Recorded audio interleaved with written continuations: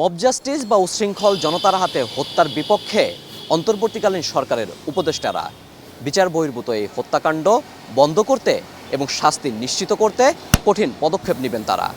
এ নিয়ে সাধারণ মানুষ কি ভাবছে, এ নিয়েই এটিএন নিউজের নিয়মিত আয়োজন আমাদের কথার আজকের পর্ব। স্বাগত জানাচ্ছি আমি মুজাহিদুল ইসলাম। এ বিষয়ে আমরা সাধারণ মানুষের মতামত জানব, তবে তার আগে চলুন দেখে আসি এটিএন নিউজে প্রচারিত একটি প্রতিবেদন। সাম্প্রতিক সময়ে সারা দেশে মব জাস্টিস নিয়ে যে সমালোচনা চলছে তাতে জোর হাওয়া লাগলো বুধবার দুটি আলাদা মারধরের ঘটনায় ঢাকা বিশ্ববিদ্যালয় ও জাহাঙ্গীরনগর বিশ্ববিদ্যালয়ে দুজনের মৃত্যুর পর।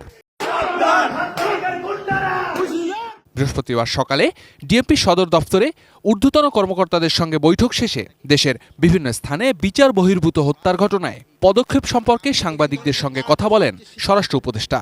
স্পষ্ট জানান, আইন নিজের হাতে তুলে নেওয়ার অধিকার কারো নেই। একজন অন্যায় করলে তারা আইনের হাতে সোপর্দ করেন, কিন্তু এই আইন তো আপনার হাতে তুলে নেওয়ার কারো কিন্তু অধিকার নেই।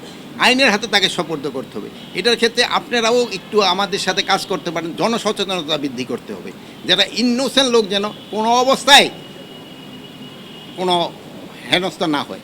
এদিকে বিকেলে ফরেন সার্ভিস একাডেমিতে এক সংবাদ সম্মেলনে আইন উপদেষ্টার বার্তা, মব জাস্টিস, আইন নিজের হাতে তুলে নেওয়া, গণপিটুনি এগুলো কোনোভাবেই গ্রহণযোগ্য নয়। এবং আমরা এই ধরনের ঘটনার এড়ানোর জন্য যত রকম পদক্ষেপ নেওয়া প্রয়োজন তত রকম পদক্ষেপ নেব। আমরা বাংলাদেশে ক্লিয়ারলি বলতে চাই, এখানে কোনো রকম মব জাস্টিস, কোনো রকম আইন নিজের হাতে তুলে নেওয়া, গণপিটুনি দেওয়া, এগুলি কোনোভাবেই অ্যাকসেপ্ট করা হবে না। বিচার বহির্ভূত হত্যাকাণ্ড কোনোভাবেই অ্যাকসেপ্ট করা হবে না।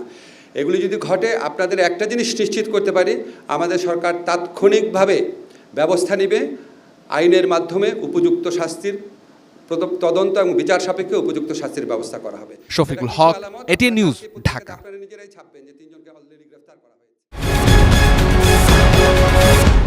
এতক্ষণ প্রতিবেদন দেখছিলেন, এবার জানবো সাধারণ মানুষের মতামত। কোনো বিচার বহির্ভূত হত্যাকাণ্ডই সঠিক নয়। যেহেতু বাংলাদেশ একটি গণতান্ত্রিক রাষ্ট্র, এই গণতান্ত্রিক রাষ্ট্রে বিচার ব্যবস্থা আছে, আইন প্রয়োগকারী সংস্থা আছে, সর্বোপরি আমাদের সুপ্রিম কোর্ট, হাইকোর্ট যেগুলো আছে, বিচার এক স্টেপের পর এক স্টেপ আছে। সেহেতু যে ঘটনা ঘটছে এটা অনভিপ্রেত এবং অনাকাঙ্ক্ষিত। আমরা চাই যে আসলে এটা সঠিক তদন্তের মাধ্যমে সুষ্ঠু বিচার হোক এবং এমন দৃষ্টান্তমূলক শাস্তি হোক যাতে করে পরবর্তীতে এই ধরনের হত্যাকাণ্ড না ঘটাতে পারে। এই দেশের এই প্রেক্ষাপটে যেই প্রেক্ষাপট ঘটছিল, এর ভিতরে যে দায়িত্ব নিয়েছে, আমি আশা করি এরা পদক্ষেপ নিলে এবং সঠিকভাবে পদক্ষেপ যদি নেয় এবং তদন্তের মাধ্যমে দেশের প্রচলিত আইনে এবং সঠিকভাবে তদন্ত করে এবং তাদের বিচার যদি করে, ভবিষ্যতে হয়তো আর অন্য যারা এসব কর্মে লিপ্ত থাকবে তারা এই সাহস পাবে না। বিচার আছে, দেশে বিচার বিভাগ আছে, বিচার বিভাগ অবশ্যই এটাকে তদন্ত করবে, এটাকে ভেরিফাই করে এটার সুস্থ বিচার, যেটা ন্যায্য বিচার, সেটা হওয়া জরুরি, সেটা হতে হবে। কিন্তু তাকে তো মৃত্যুদণ্ড বা আইন নিজের হাতে তুলে নেওয়া যাবে না, তাদেরকে মেরে ফেলা যাবে না। উপদেষ্টারা এটাকে তদন্ত করে এটা সুস্থ বিচার তারা আইনের মাধ্যমে করবে, এটা আমার আশা। তারা উচ্ছৃঙ্খল করে তাদেরকে ধরে আইনের হাতে দিতে হবে, দিয়া তাদের বিচার করতে হবে। তারা এগুলা কি জন্যে করে, তাদেরকে মারণ যাইব না, তাদেরকে শাস্তি দিতে হবে আইনের হাতে দিয়া। এই সমস্ত কাজ থেকে তারা বিরত থাকে, তারা ভবিষ্যতে ভালো হয়ে যায়। এই সমস্ত চাঁদাবাদী, সন্ত্রাসী এটি করা যাইবে না, নৈরাজ্য দেশে সৃষ্টি করা যাইব না। আইন প্রয়োগ যারা আছে তারা যদি সেইভাবে তদন্ত করিয়া যারা সন্ত্রাস চিহ্নিত, যারা অপরাধী, তাদের বিচার করে, তাহলে অবশ্যই পারবে। ব্রাহ্মণবাড়িয়া থেকে আপনাদের সবাইকে স্বাগত জানাচ্ছি। আমি পীযূষ কান্তি আচার্য। মব জাস্টিসের বিপক্ষে কড়া অবস্থানে সরকার, উপযুক্ত শাস্তি নিশ্চিত করার হুঁশিয়ারি। এ বিষয়ে শুনব সাধারণ মানুষের কথা। বিচারহীনতার যে সংস্কৃতি ইতিপূর্বে আমাদের দেশ এটাকে বহন করছে, সেই সংস্কৃতি থেকে আমাদের বেরিয়ে আসা উচিত। বর্তমান সরকার যে ঘোষণা দিয়েছে যে মব জাস্টিসের ব্যাপারে তারা খুব কঠোর অবস্থানে যাবে, আমরা আশা করব যে তারা তাদের সেই অবস্থান স্পষ্ট করবে তার কর্মকাণ্ডের মাধ্যমে, এবং অবশ্যই সেটা দৃষ্টান্তমূলক বিচার হওয়া উচিত। কারণ হচ্ছে যে আইন কোনো নিজস্ব গতিতে চলবে, আইনকে কোনোভাবেই জনগণের হাতে তুলে দেওয়া যায় না। একজন মানুষকে পিটিয়ে এইভাবে হত্যা করবে গণপিটুনির মাধ্যমে, এটা একটা ন্যাক্কারজনক ঘটনা। এরকম ঘটনা আসলে কোনো একজন সচেতন নাগরিক হিসাবে কেউ এটা বরদাস্ত করবে না। সরকার যে সিদ্ধান্তটি নিয়েছে যে কাউকে গণপিটুনি দিয়ে মারা যাবে না, আইন নিজের হাতে তোলা যাবে না, এটাই বাস্তব। সরকারকে আরও কঠোর হতে হবে এবং কোনো অবস্থাতে যেত কেউ আইন নিজের হাতে না তুলে, আইন তাদের একটি যদি কেউ অপরাধী হয় তাকে আইনের হাতে তুলে দিতে হবে এবং আইনের যে প্রচলিত আইনের নিয়ম আছে সেই নিয়ম মাফিক তাদের বিচার হবে। এটা আমি মনে করি যে ছাত্রদের যে আন্দোলন, এটাকে প্রশ্নবিদ্ধ করার জন্য একটা পায়তারা চলছে।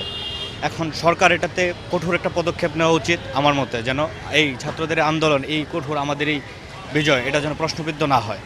এই নৃশংস ঘটনাগুলো আমাদের সভ্যতার চাকাকে থামিয়ে দিচ্ছে এবং আপনি যেটা বলেছেন যে সরকার এই ব্যাপারে কঠোর পদক্ষেপ গ্রহণ করবে, নিঃসন্দেহে এটা করা প্রয়োজন। গণপিটুনিতে একটা মানুষকে হত্যা করবে এবং তাদের পরিচয় হবে ছাত্র, এটা কোনোভাবেই মেনে নেওয়া যায় না এবং যারা এসব ঘটনার সাথে জড়িত তাদের দৃষ্টান্তমূলক শাস্তি হওয়া প্রয়োজন এবং এমন ঘটনা যেন না ঘটে সেই ব্যাপারে প্রয়োজনীয় যত পদক্ষেপ আছে তা নেওয়া প্রয়োজন ঐক্যবদ্ধভাবে।